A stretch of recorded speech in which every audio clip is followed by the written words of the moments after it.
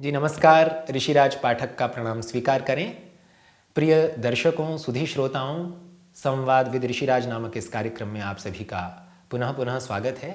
आज मेरे साथ उपस्थित हैं संस्कृत जगत के विश्व विश्रुत विद्वान, राष्ट्रस्वर, महामहोपाध्याय, पद्मश्री अलंकार से अलंकृत, साहित्य अकादमी पुरस्कार से पुरस्कृत, भाति में भारतम के रचयिता आचार्य डॉक्टर रमाकांत शुक्ल जी। मैं आचार्य जी आपको प्रणाम करता हूँ। आपका इस कार्यक्रम में स्वागत है। नमस्कार, बहुत अच्छा लगा आपके। नमस्कार।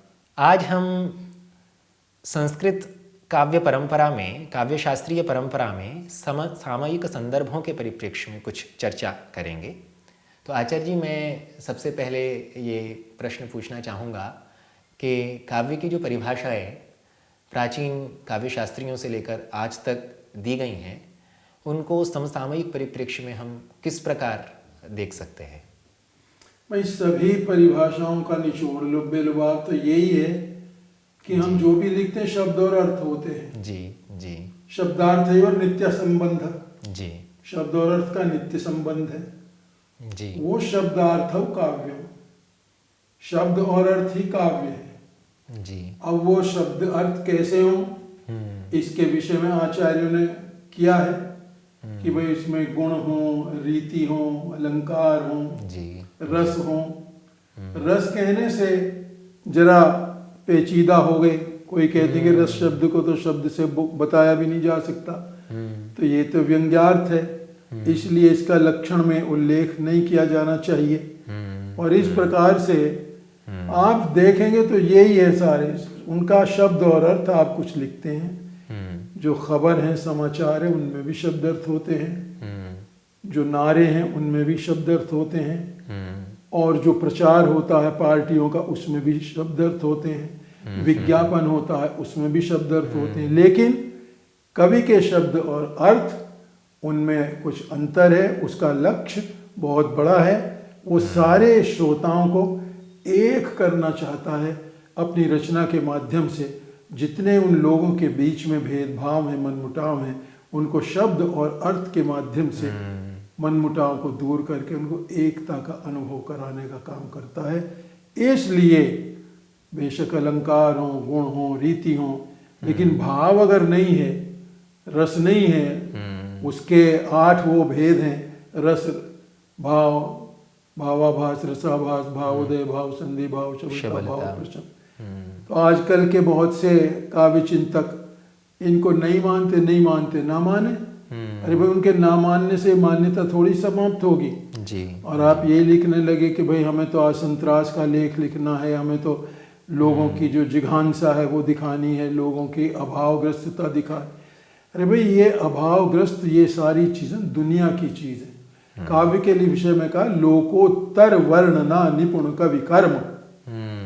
ये लोक की बात जो है इनसे जरा ऊपर है। आपको रोटी, कपड़ा, मकान सब कुछ चाहिए, कुछ को नहीं, सबको चाहिए, सब प्राणियों को चाहिए। लेकिन इसके बाद आपका मन प्रसन्न होना चाहिए, आपका आत्मा जो है वो शांत होना चाहिए। ये काव्य का परम लक्ष्य है। इसी कोई रसवादी अपने शास्त्रों से प्रकट करते आए हैं। जी जी। आचार्य जी, आपने बहुत अच्छे से स्पष्ट किया। इस संबंध में मेरा एक और प्रश्न है। जैसा कि जयदेव ने चंद्रालोक में कहा है, मम्मट पर टिप्पणी करते हुए, अनलंकृति पुनः क्वापि पर कि अंगीकरोति यह काव्यम शब्दार्था वनलंकृति असौ न मन्यते कस्मात् अनुष्णम अनलंकृति। और वर्तमान समय के जो साहित्य शास्त्र के उद्भट विद्वान हुए हैं, आचार्य रेवा प्रसाद द्विवेदी जी सनातन, उन्होंने अलम तत्व को काव्य का स्वरूप माना है। तो अलम तत्व और रस, ब्रह्म, ये सब पर्याय हो गए। और अलंकार जो है वो अलंकार प्रस्थान रस प्रस्थान से अलग है। इन दोनों में हम कैसे सामंजस्य स्थापित कर सकते हैं? रेवा प्रसाद द्विवेदी जी ने, आचार्य जी ने जी अलम भाव, इसकी बड़ी अच्छी व्याख्या की है जी। और अहम के साथ अलम को जोड़ा जी। जैसे अ से लेकर ह तक जितना वर्ण है, अक्षर है, वो अहंकार या अहम भाव या अहंकार है। ऐसे ही जो अ से लेकर ल तक जो आपके चतुर्दश सूत्र हैं, अयुण से लेकर हल तक, वहां तक की जो शब्द राशि है उसका भी उन्होंने अलंकार के रूप में लिया और वो चाहते हैं कि इसमें कुछ सजावट भूषा के अर्थ में हो, अलम के अर्थ में हो जी। तो ये जितने भी लक्षण बनाए में रूपक दिया है कविता का, या तो काव्य पुरुष या कविता वनिता। तो बताइए उन्होंने रूपक के आधार पर भाई थोड़ा बहुत जेवर भी होना चाहिए, अलंकार होना चाहिए, तभी तो अच्छी लगेगी महिला। वैसे ही आगे अपना उगाड़े सारे बदन को, वो नहीं जल्दी। लेकिन अलम का मतलब केवल ये जेवर ही नहीं है, उपमा अनुप्रास अलंकार यही नहीं है जी। जो नाट्य शास्त्र में, साहित्य शास्त्र में उनके सहज अलंकार भी हैं जी। उक्ता स्त्रीणाम अलंकारा अंगजा भैवोपिवा, जो हाव भाव हेला है ये सोने चांदी के नहीं होते। तो ये भी अलंकार है, आपका जो स्वभाव है अच्छा भूषण है जो, वो भी तो अलंकार है। इसलिए अलंकारवादियों क्या ये कहना कि भाई उसमें कुछ सजावट, उसमें सहज अलंकार होना चाहिए। अगर वैसे ही आपने केवल रूखे सूखे शब्द कह दिए तो पढ़ तो लेगा। अब तो अखबार में भी अलंकार होते हैं जी। तो काव्य में थोड़ा सा अलंकार, शब्द और अर्थ आपके शरीर हैं तो शरीर का ये अलंकार होगा, और शब्द अर्थ आपके शरीर को सजावेंगे लेकिन आपके व्यक्तित्व को भी प्रसन्न रखते हैं। आपने नाक में एक लौंग पहनी, शीशा देखा तो केवल आपकी नाक जो है इतनी यही अच्छी नहीं लग रही, आप सारी अच्छी लग रही हैं, और सारी अच्छी लग रही है तो आपका मन भी प्रसन्न हो रहा है, शीशा देख करके स्वतः प्रसन्न है। आप एकाग्र हो गए, आपका इस पर ध्यान ही नहीं है कि मेरी लौंग जो है ये चांदी की है, सोने की है, सींक की है, किस चीज की है। तो अलंकार ये भी होते हैं। तो अलंकारों का जहां तक हो, मठ का कहना अच्छा है हो, सर्वत्र सालंकार हो, और कहीं तो जो मुख्य अलंकार नहीं है उसमें भी काव्य तो हानि नहीं होगी। होगी तो उसमें अलंकार होगा, सजावट होगी, नहीं होगी तो स्वरूप की हानि नहीं होगी। जी जी जी जी। आचार्य जी, वर्तमान समय में रसवादी दृष्टिकोण की अपेक्षा समस्या मूलक दृष्टिकोण उभर रहा है। जो वर्तमान संस्कृत जगत के और संस्कृतेतर जगत के साहित्यकार हैं, वे रस को वर्तमान समय में काव्य का प्रमुख लक्ष्य नहीं मान रहे हैं। तो ऐसे में जो चेतना मूलक या समस्या मूलक कविताएं हैं, उनमें हम रस परिपाक और पारंपरिक लक्षण को कैसे देखें? ऐसा है, साहित्य का मूल क्या है? केवल लेखन नहीं है जी।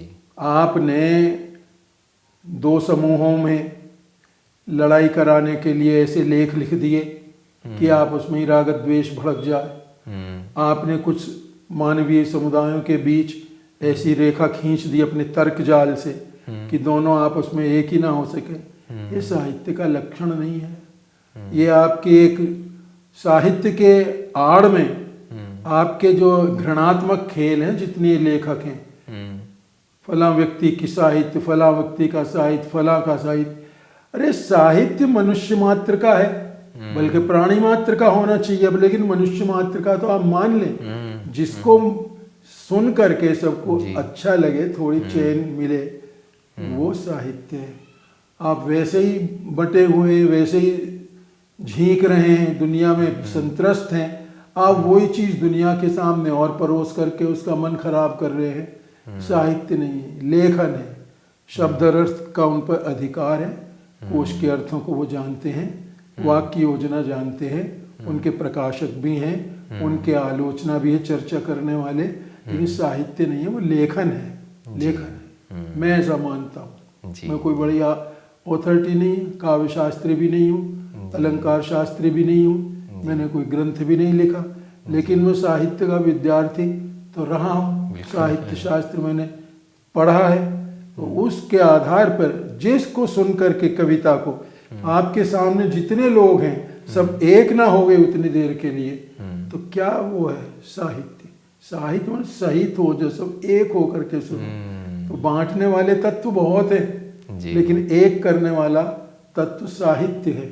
सिर्फ साहित्यकार कहता है, कवि कहता है कि मेरी जो श्रोता हैं, मेरे ऑडियंस में सब आओ, मुझे किसी से परहेज नहीं। बाल के जितने चिंतक हैं, धार्मिक आचार्य हैं, जितने दलगत नेता हैं, वो कभी नहीं कहते कि सब मेरे पास हो। साहित्य का ये तपस्या है कि सबके मन मुटाव दूर करके एक करने की कोशिश करता है, और उसके जो शब्द अर्थ हैं यही प्रधान अस्त्र है, यही प्रधान टूल है, और चीज़ों के आधार पर साहित्य नहीं चलता। जी जी जी जी। आचार्य जी, वैसे तो हम परिचित हैं कि आपकी कविताओं का केंद्रीय भाव राष्ट्रवाद है और आप समसामयिक विषयों पर भी कविताएं लिखते हैं, पर अगर मैं आपसे पूछूं कि आप अपनी कविताओं की मूल प्रवृत्ति या उसका मुख्य उद्देश्य क्या समझते हैं, और आपने ये रचनाएं किस उद्देश्य से लिखी हैं? डॉक्टर पाठक, हमने जो लिखा है जी, बड़ी सरल भाषा में लिखा है, अपने देश को नायक बनाया है जी राष्ट्रवाद जैसे किसी खांचे में बैठकर नहीं लिखा जी। राष्ट्रवाद का आजकल अर्थ ये लोग ने लगे हैं कि एक राष्ट्र दूसरे राष्ट्र से लड़ाई करे। हमारा एक राष्ट्र है, वहाँ रहते हैं, आराष्ट्रे राजन्य शूरई शव्योति व्याधि महारथ हो जाए था। हम चाहते हैं कि हमारे पूरे राष्ट्र में युवक हों, शूर हों, पशुधन हों, घोड़े हों, अच्छे हों, और यहाँ वह समय पर अच्छी फसल हो, सबका योगक्षेम हो, सबको काम मिले, रोजगार मिले। तो हमने कोई मतलब जैसे एक बन जाता है ना कि ये राष्ट्रवादी और ये साम्यवादी, हमने इस चक्कर में नहीं पड़े। हमारे सामने जीवदास्ते न जानामि कस्मात् युगात् सांप्रतम निर्धनत्वेपि संजीवति मृत्युहीनम जराहीनम आशान्वितम भूतले भाति में नारतम भारतम। हमने भारत के अंग के रूप में महापुरुषों को याद किया। हमारा भारत भाव जो है, भारत के प्रति हमारा लगाव, और हम चाहते हैं यहाँ का हर व्यक्ति, चाहे 125 करोड़ हो, चाहे 135 करोड़ हो, वो अपने देश के लिए मर मिटे, अपने देश की समृद्धि के लिए प्रयास करे। लेकिन इसके लिए हम ये भी चाहते हैं कि जो शासन सत्ता पक्ष है वो हर व्यक्ति को ये अवसर दे कि वो अपने श्रम से, अपने कर्म से अपने देश की रक्षा करने का अवसर मिले। बेरोजगार होकर हाथ पर हाथ रखकर वो घर पे बैठ जाए, ये हम नहीं चाहते। तो हमने इसीलिए कहा कि शोषितो नात्र कश्चित भवेत केनचित व्याधिना पीड़ितो नो भवेत कश्चन नात्र कोपि व्रजेत दीनताम हीनताम मोदताम में सदा पावनम भारतम। यहाँ कोई किसी का शोषण ना करे। शोषितो नात्र कश्चित भवेत केनचित, किसी के भी द्वारा, व्याधिना पीड़ितो नो भवेत कश्चन, और कोई भी यहाँ व्याधि से पीड़ित ना हो, यहाँ कोई भी दरिद्र ना हो, कोई दीनहीन ना हो, और ये सब प्रकार से प्रसन्न रहे। हमने ये बात कही है, और ये बड़ी अनापत्ति पूर्वक इनोकुअस अपील है। हम ये चाहते हैं, इसमें किसी को क्या परेशानी है।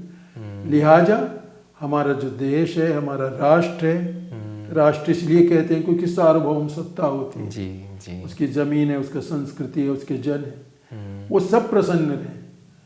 और उस पर अगर कोई हमला करता है, उस पर कोई उसके शांति को भंग करता है, उसके सौख्य को नष्ट करने की चेष्टा करता है, उसका विरोध करने के लिए हम अपने वीरों को, हम अपने शासकों को, शासक क्या आजकल तो सेवक हैं कहते हैं अपने को, उन सेवकों को भी ये कहते हैं कि इसका प्रतिकार करिए और देश की प्रतिष्ठा, मान, सुरक्षा, सुपुष्टि, समृद्धि ये बचा कर रखिए। हमारा यही आद्यंत भाव है, चाहे वो हम स्वतंत्रता भणामी हो, चाहे भारत जनता हम, और चाहे भारतीयों में हम लेटेस्ट रचना, और चौभाती में भारतम हो, जय भारत भूमि हो, इन सब में देश की कल्याण कामना करते हैं।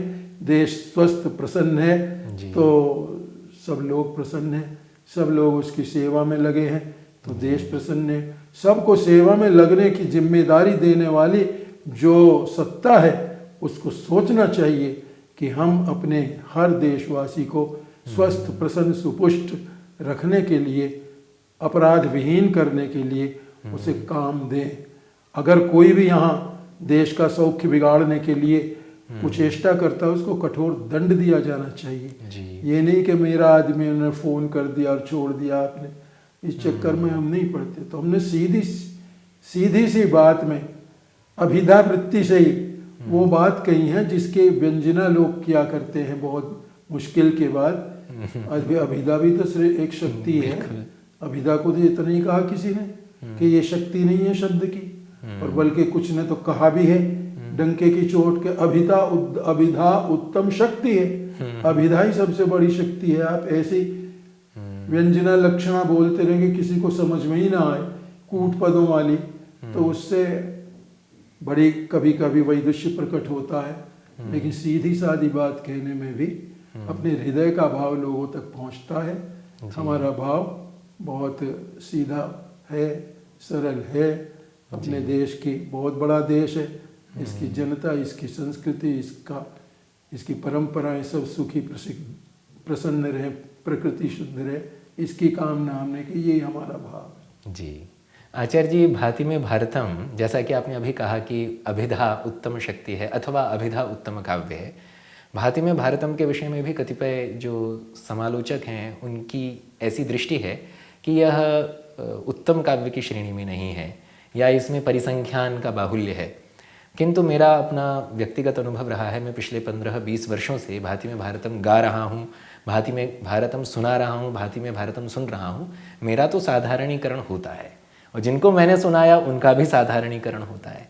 तो ये जो वैषम्य है, इस वैषम्य का हम समाधान कैसे करें? इसके पीछे क्या कारण? बहुत से जो भाई हैं जी, वो अपने को बहुत बड़ा समालोचक और काव्य शास्त्री समझ के टिप्पणी करने लगते हैं। जी, अरे भाई, वस्तु परिगणन है तो उसमें कहाँ मैंने किया कि आप अपने देश की नदियों का नाम मत लो, जी, अपने पर्वतों का नाम मत लो, अपने तीर्थों का नाम मत लो, अपने महापुरुषों का नाम मत लो, अपने देश पर बलिदान हो जाने वाले शहीदों का नाम मत लो।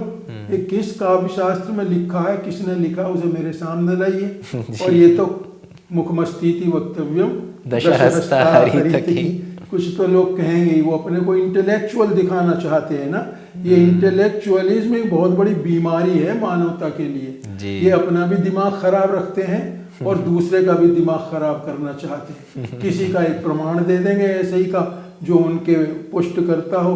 अरे स्वतः प्रमाण से कवि बोलता है और उसकी जो सीधी सादी बात है, अब मीरा की, कबीर की, भक्ति वालों की, जायसी की, इनकी आप रचना देखो तो इसमें इंटेलेक्चुअलिज्म चलता है। ये तो आजकल छपने के लिए कि हमारा टिप्पणी जो है जरा हो जाए, ये एक लोकप्रिय काव्य कहीं ना हो जाए, इसलिए हम इसके कद खत्म कर दें, इसके पंख काट दें, ऐसी चेष्टा करते हैं। उन्हें करने दो, करते ही हैं। लेकिन हमने तो आज तक 1000 बार से अधिक तो हमने ये गाया होगा, और वहाँ हमारे श्रोताओं में हर व्यक्ति था जिसको आजकल धार्मिक आधार पर बोलते हैं। हिंदू थे, मुस्लिम थे, सिख थे, ईसाई थे, दलित थे, मालदार थे, गरीब थे, गांव के थे, शहर के थे, ब्राह्मण थे, क्षत्रिय थे, वैश्य थे, श्रमिक थे, महिला थी, आदमी थे, सबने सुना। और 10-10 मिनट, 15-15 मिनट, 20-20 मिनट हमने सुनाया, तो हमें तो किसी को बुरा लगा नहीं, और ना हमने किसी को दुख देने के लिए बताया। हमने लिखा इसलिए कि हर व्यक्ति को एकदम समझ में आए इसमें कहा क्या गया है। श्रवण के समानांतर उसको उसका एक भावना में वो लोकोत्तर आनंद और लोकोत्तर आह्लाद में वो खो जाए। और मामूली सी जो बात कहेंगे, वहाँ सबसे बड़ा गुण क्या है? मेरा देश है जिसने मुझे जन्म दिया, जो मुझे पाल रहा है, जिसकी सेवा के लिए हमारे कितने लोग मर गए, कितने शहीद हो गए। वो देश हमारा नायक है। जीवदास्ते न जाना में पता नहीं कब से जी रहा है। गरीबी में भी जिया, बिना बिजली के भी जिया, बिना रोजगार के भी जिया। और इसीलिए मैंने कहा है, भारत जनता हम में नग्ना बुभुक्षिता निर्गेहा सत्यपि जीवामि बहोः कालात् और जीविष्यामि च कल्पांतमहम मृत्युंजय भारत जनता। तो हमने अपने देश की जनता, देश की जमीन, देश की प्रकृति, देश की संस्कृति, और ये देश कोई अकेला नहीं है, विश्व का अंग है, विश्व को कुटुंब मानने वाला है। इसलिए पहला ही लाइन हमारा है, विश्व बंधुत्व उद्घोषयत पावनम। ऐसा भारत है, विश्व से अलग थोड़ी है। हमारा राष्ट्र बहुत अच्छा है और आकर के यहाँ शांति लोगों को मिलती है, हम ये देखते हैं बार बार। तो ये हमने अपने देश के विषय में साधारण भाषा में लिखी। इसको लोग प्रसाद गुण कहते हैं। बिल्कुल। और भर्तृहरि ने इस प्रसाद गुण की प्रशंसा की। जी आचार्य जी, आपकी एक और रचना है आक्रमणम कुरु। उसके विषय में भी एक टिप्पणी हुई थी कि आक्रमस्व आक्रमस्व इत्यनेन कविता न भवति। तो इस विषय में कि विशुद्धा राजनीतिर्भवति, इस विषय में जो आपने संपादकीयम लिखा था अर्वाचीन संस्कृतम में, और उसमें आपने काव्य के भेदों की उद्भावनाएं भी की थी, अधमाधम काव्य तक। जब उत्तम उत्तम काव्य की बात पंडितराज जगन्नाथ कहते हैं तो आपने अधमाधम काव्य की भी उद्भावना कर ली। कृपया उस संदर्भ को हमारे सुधी श्रोताओं के समक्ष आप बताएं। तो वो साहित्य अकादमी की जो जी संस्कृत प्रतिभा है जी उसमें टिप्पणी आई थी। जी हमारे बहुत आदरणीय मित्र हैं जी, उन्होंने लिख दी थी। कभी कभी आदमी बड़े विवेक और विचार से लिखता है, कभी कभी झोंक में भी लिख देता है, कभी कभी अपने जो पृष्ठपोषक हैं सत्ताधारी उनकी खुशी के लिए भी लिखता है, कभी कभी जो विश्वव्यापी एक दल बना रखा है लोगों ने इंटेलेक्चुअल, उसके आधार पर उसकी विचारधारा को आगे बढ़ाने के लिए लिखता है। कोई यानी अपने देश के विषय में आगे बढ़ाता है लेकिन उसमें भी द्वेष का बीज बोता है, कोई अपना मानववाद करता है उसमें भी द्वेष का बीज बोता है। तो हमारे देश पर जो उड़ी का आक्रमण हुआ था, हमारे पड़ोसी देश ने किया था, और उस हमारे लोगों के आक्रमण करके और गर्दन उड़ा ले गया था, तो उस समय हम क्या कहें अपनी सेना को, अपने जो देश का संचालन करने वाले, कि आक्रमण मत करो, आक्रमण सहो, गाल पे एक रेपटा मारे तो दूसरा गाल आगे करो, ये कहें? नहीं। जो नेता हैं, जो बौद्धिक हैं, वो लोग कहेंगे ये बात कि हम वार के अगेंस्ट है, युद्ध के खिलाफ है। अरे भाई, युद्ध जब थोप दिया तो ये तो हतोवा प्राप्त से स्वर्गम जित्वा वा भुक्ष से महिम। आप पिट कर के चुप बैठ गए और आक्रमण नहीं कर पाए तो इससे क्या फायदा। इसलिए हमने उस लिखित का जवाब लिखित में दे दिया था। आज तक उस पर लौट करके टिप्पणी ना आई और ना आ सकती है तो आएगी तब भी कुछ और विस्तार से लिख देंगे। हमारा इतना हम पे समय नहीं है टिप्पणियों की टिप्पणी लिखें, लेकिन वो हमारे दिल पर चोट लगी थी, हमारे देश पे आक्रमण किया था, अपमानजनक स्थिति में हमें डाल दिया था। तो ये तो हमारा महाभारत तक कहता है, एतावानेव पुरुषो यदक्षमी एतावानेव पुरुषो यदमर्षः यदक्षमी क्षमावान निरमर्षश्च नैव स्त्री न पुनः पुमान। अरे यही तो मर्द का लक्षण है कि उसको सहन ना हो और अक्षम हो, क्षम ना करे वो, और जो हर चीज को क्षमा कर दे और उसको गुस्सा भी ना आए, वो तो ना स्त्री है ना पुरुष है, वो तृतीय प्रकृति है हमारा। तो इसलिए हमने वो लिख दी थी और हमारी टिप्पणी अभी तक है, अनुत्तरित है, और किसी ने भी प्रधान सेना नायक के किसी मित्र ने, पृष्ठपोषक ने, अधीनस्थ ने अभी तक उस पर जवाब नहीं दिया। देगा तो हमको फिर और लिखना होगा। अधमाधम काव्य की उद्भावना के विषय में मैंने कहा था कि जब उत्तमोत्तम है, आप ये कैसे कह देंगे ये कविता नहीं है, आप ये कहो ये खराब कविता है, दोषपूर्ण कविता है। जैसे उत्तम कविता है, मध्यम कविता है, अधम कविता है। आप और नीचे जाओ कि अधमाधम है, उससे भी नीचे है कोई 5वें 6ठे स्तर की, लेकिन आप ये कह देंगे कि ये कविता नहीं है, तो आप कह करके खुश हो जाइए। आपको कौन मना करता है? मुखमस्तीति वक्तव्यम दशहस्ता हरित की, आप बोलिए, लेकिन आप तर्क से बोलिए, विवेक से बोलिए, तो आपकी बात मान्य होगी। जिस पर टिप्पणी कर रहे हैं वो भी मानेगा, वरना आप प्रसन्न हो लेंगे, बस खुशी हो लेंगे। और आपने जो कहा शुद्ध राजनीति है, राजनीति करने वाले तो हमने बहुत देखे हैं, जितने कवि हैं देखे हैं।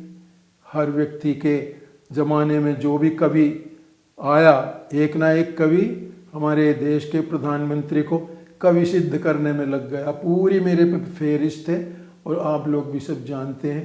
प्रधानमंत्री होने से पहले उसको कवि के रूप में नहीं स्वीकार किया। जिस दिन प्रधानमंत्री हो गए, बहुत सारे, वर्तमान ही नहीं पिछले भी कई सारे, उनको आपने कवि बनाना शुरू कर दिया। तो आपके काव्य के उत्कर्षाधायक तत्वों में केवल काव्य के तत्व नहीं है, बल्कि अतिरिक्त जो भौतिकवादी तत्व हैं उनका प्रभाव है। इससे बचना चाहिए, नहीं तो आपका साहित्य स्थायी नहीं होगा, आपका साहित्य पृथकतावादी एक टूल होगा।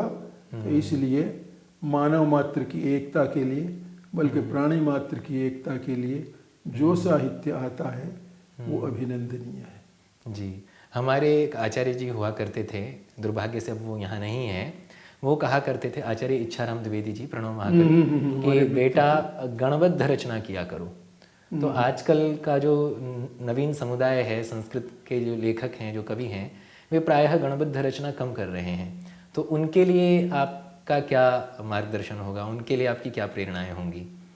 आचार्य इच्छाराम द्विवेदी जी तो मेरे बहुत ही बहिष्कर प्राण थे। जी जी। 16 बरस की उम्र से और 56 बरस की उम्र तक मेरे साथ रहे।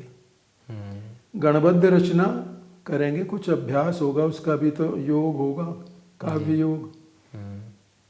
लेकिन आप मात्रिक रचना भी करें, गणबद्ध भी रचना करें, आप ऐसी करेंगे जिसको पढ़ करके मनुष्य का चित्त सबसे पहले तो खुश हो।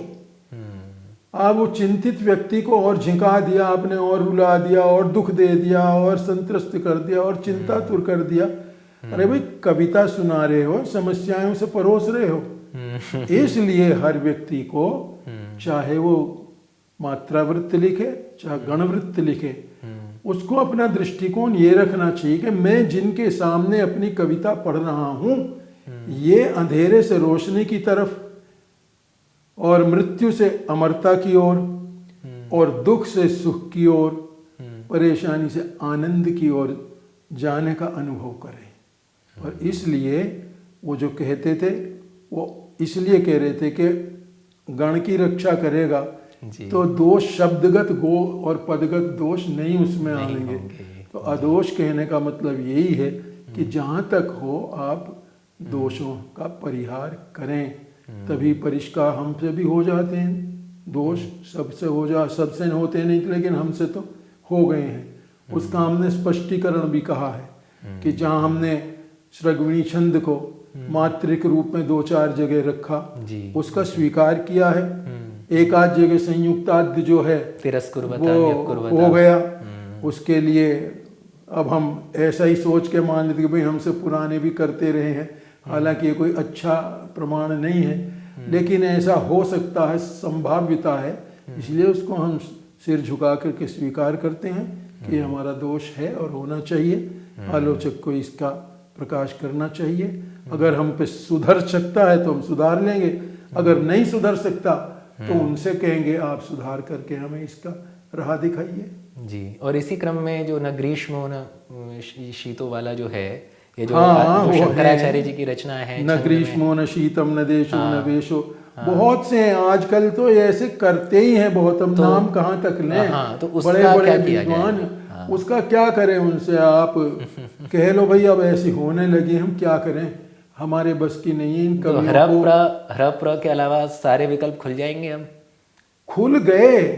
जी। बड़े बड़े PhD DLitt professor, head of the department लिख रहे हैं ऐसी कविता, मेरे पास आती है अर्वाचीन संस्कृतम में, बड़े बड़े नामी ग्रामी लिखते हैं। और मैं जितना सुधर सकता है सुधारता हूँ, नहीं तो फिर छाप देता हूँ, लिख देता हूँ कि इनको जो पाठक हैं इनको कुछ परामर्श देना चाहें तो दे, उनका स्वागत है। जी। आचार्य जी, एक अंतिम प्रश्न और है इस श्रृंखला में कि हमारे पद्य में संधि नित्य होनी चाहिए, ये एक अभिनिवेश है, और इसके लिए मानते हैं कि विसंधि ही एक दोष है, क्योंकि वैसे तो छंद शास्त्र में हम इसको परंपरा से प्रमाण मानते हैं, क्योंकि सभी कवियों ने संधि की है, किंतु भर्तृहरि जी ने धिक्ताम च तम च मदनम च इमाम च माम च, यहाँ संधि नहीं की च इमाम में। तो इसको आधार मानकर कुछ लोग संधि पद्य में नहीं कर रहे, क्या ये सही है? इसमें अनिवार्यता रहनी चाहिए क्या? जहाँ तक संधि हो करनी चाहिए, लेकिन अगर संधि के करने से आपका पद ही बिगड़ रहा है जी, तो उसका आग्रह नहीं करना चाहिए, क्योंकि संधि के लिए बेशक विसंधि दोष है, लेकिन संधि का मूल मंत्र आपको दिया हुआ है, संहितैक पदे नित्या, नित्या धातु उपसर्गयो, नित्या समासे वाक्य तो सा विवक्षाम अपेक्षते। संधि का एक पद है तो नित्य है। जी बिल्कुल। और अगर धातु और उपसर्ग है तो भी नित्य है, समास में भी नित्य है। जी जी। लेकिन वाक्य में आपकी विवक्षा है। और वाक्यम रसात्मकम काव्यम, काव्य वाक्य हो गया। काव्य वाक्य है, इसलिए आपको वेद में भी ऐसे मिलेंगे जगह, पुराने कवियों में भी मिलेंगे, श्रीमद् भागवत में भी मिलेंगे। ऐसे जहाँ जहाँ की संधि वो करना नहीं चाह रहे, संधि करेंगे तो छंद बिगड़ रहा है। तो ऐसे स्वाभाविक हो जाते हैं। इनमें ज़्यादा जरा जो वैयाकरण या कोई ऐसी शास्त्रज्ञों वाली रिजिड वो नहीं, ये ना चाहिए कि उनका कथ्य दोषपूर्ण दिखाई आपको दे रहा एकदम या नहीं, उन्होंने अपने मन की भाव कह दी कि नहीं। तो इस तरीके से ये विसंधि और संधि वाला भी बात जहाँ तक हो ना करो अच्छा है। मतलब ये हुआ कि हमें शास्त्र के नियमों का पालन करना ही चाहिए, पर अगर ना भी हो तो इसके लिए बहुत आग्रही नहीं रहना चाहिए। भाई शास्त्र जो बनता है वो काव्य के आधार पर बनता है, लक्ष्य के आधार पर लक्षण बनता है। ये नहीं होता कि आपने पहले शास्त्र बना दिया अब उसके ही आधार पर सब लिखेंगे, उसका पता नहीं कहाँ से कौन सा विवर्त ले ले। तो इसलिए शास्त्र और काव्य का विनोद होते रहना चाहिए। कहीं कहीं शास्त्र को काव्य राह दिखा देता है और कहीं काव्य को शास्त्र अनुशासन में बांधता है। दोनों स्थितियाँ, लेकिन कहीं बिल्कुल विवशता हो तो उपस्थित से गतिश्चिंतनीय नहीं। हाँ जी जी जी। तो सुधी श्रोताओं, आज हम अनुग्रहित हुए विश्व विश्रुत आचार्य डॉक्टर रमाकांत शुक्ल जी के अनुभवों और उनके चिंतनों से। आचार्य जी धन्यवाद आपके इस ज्ञानवर्धक संवाद के लिए। सुधी श्रोताओं, यह संवाद आपके लिए अत्यंत रुचिकर और ज्ञानवर्धक रहा होगा, ऐसी आशा है। मैं पुनः एक विद्वत व्यक्तित्व के साथ अपनी अगली श्रृंखला में उपस्थित होऊंगा। तब तक के लिए नमस्कार, धन्यवाद। नमस्कार, धन्यवाद।